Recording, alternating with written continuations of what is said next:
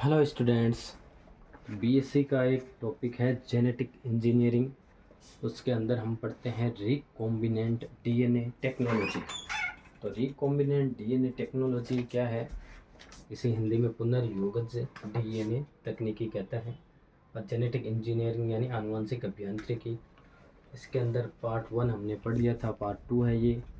इसका जो पहला चरण था वांछित जीन की पहचान व पृथक्करण, वो हमने कर ली थी। वांछित जीन की पहचान हम रेस्ट्रिक्शन एंडोन्यूक्लियस एंजाइम की सहायता से करते हैं। तो उसमें पहला स्टेप पढ़ लिया था हमने। तो इसमें पुनर्योगज डीएनए तकनीकी में थोड़ा सा देख लेते हैं। पुनर्योगज डीएनए क्या होता है? किसी भी जीव के मूल डीएनए में बाहरी डीएनए जोड़ने पर उत्पन्न परिवर्तित डीएनए जो होता है उसको हम पुनर्योगज डीएनए कहलाता है वो। और किसी भी जीव के डीएनए में हेरफेर करने के लिए आवश्यक प्रभावी प्रक्रमों को पुनर्योगज डीएनए प्रौद्योगिकी, रिकॉम्बिनेंट डीएनए टेक्नोलॉजी इंग्लिश में हम कहते हैं। तो अब इसकी खोज किसने की थी? इसका श्रेय स्टैनले कोहन, बोयर और सहभागियों को जाता है। खोज करता है स्टैनले कोहन और बोयर, ये ध्यान रखना है। तो इसमें वंशज जीन की पहचान और पृथक्करण हमने कर लिया था। दूसरा स्टेप है क्लोनिंग वाहकों का चयन। क्लोनिंग वाहक के रूप में हम प्लाज्मिड, जीवाणुभोजी और कोस्मिड, इन तीनों में से और किसी का भी हम प्रयोग कर सकते हैं। तो क्लोनिंग वाहकों का चयन किस प्रकार होता है? तो वाहक में निम्न विशेषताएं होनी चाहिए। क्या क्या विशेषता क्लोनिंग वाहक में होनी चाहिए? तो यह परपोषिक कोशिका में पुनरावृत्ति के लिए स्वतंत्र होना चाहिए। तो क्लोनिंग वाहक प्लाज्मिड लेंगे, इसके साथ में हम वांछित डीएनए जोड़ के परपोषिक कोशिका में जब भेजेंगे तो परपोषिक कोशिका में पुनरावृत्ति के लिए स्वतंत्र होना चाहिए। ये विशेषता होनी चाहिए वाहक की। और इसकी यह परपोष में आसानी से प्रवेश कर सके और पुनः पृथक भी हो सके। वाहक अणु में विशिष्ट प्रतिबंध स्थल होने चाहिए। विशिष्ट प्रतिबंध स्थल वाहक में होने चाहिए और जिनको रेस्ट्रिक्शन एंडोन्यूक्लियस एंजाइम आसानी से तोड़ सके। और प्रतिबंध स्थल पर वांछित डीएनए का निवेश आसानी से भी होना चाहिए। इनमें एक निश्चित स्थल, चिन्हित स्थल होना चाहिए, एक मार्कर साइट कहते हैं इंग्लिश में, जो रूपांतरित कोशिकाओं के चयन में सहायक हो। और इसके द्वारा रूपांतरण सरल व दक्ष होना चाहिए।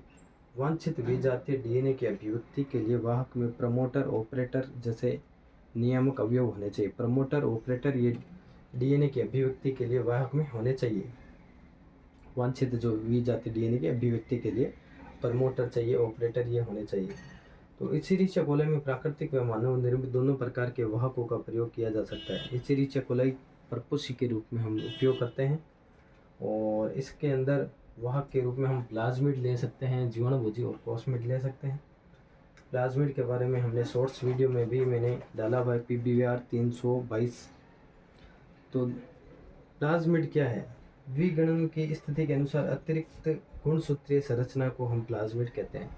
ये प्लाज्मिड जो होता है गुणसूत्रीय संरचना के अलावा होता है। जीवाणु में गुणसूत्रीय संरचना के अलावा जो डीएनए होता है उसको हम प्लाज्मिड कहते हैं। और इसको अधिका या एपिसोम भी कहा जाता है। फिर स्वतंत्र रूप से द्विगुणन करने वाली संरचना को तो प्लाज्मिड कहते हैं, जबकि जीवाणु के मुख्य गुणसूत्र से जुड़े रहकर उसके साथ ही द्विगुणन करने वाली संरचना को अधिका या एपिसोम कहते हैं। ये थोड़ा सा अलग हो गया कि जीवाणु के मुख्य गुणसूत्र से जुड़े रहकर जो द्विगुणन करता है उसको एपिसोम कहते हैं। ये थोड़ा अंतर हो गया।